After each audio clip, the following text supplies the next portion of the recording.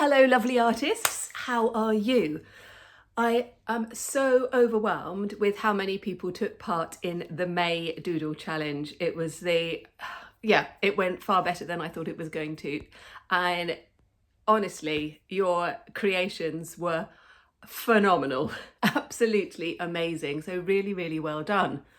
So of course, we're coming to the end of May and you might be thinking, what am I going to do in June? So I have put together a June challenge. It is different. It's not a daily doodle. It's going to be a project. And if you're interested in joining the June Art Challenge, then I've put a link below and you can download the free workbook and you can just see where the challenge takes you. And you work in your own time, at your own pace, and you do as much or as little as you can.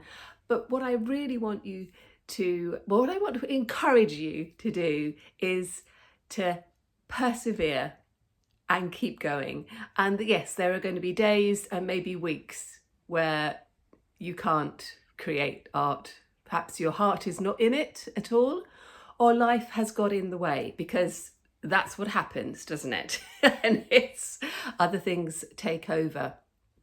But if you can find a little point in your life to do your art, do a doodle, do a drawing, do a painting, whatever it is, then that is what the June Art Challenge is all about.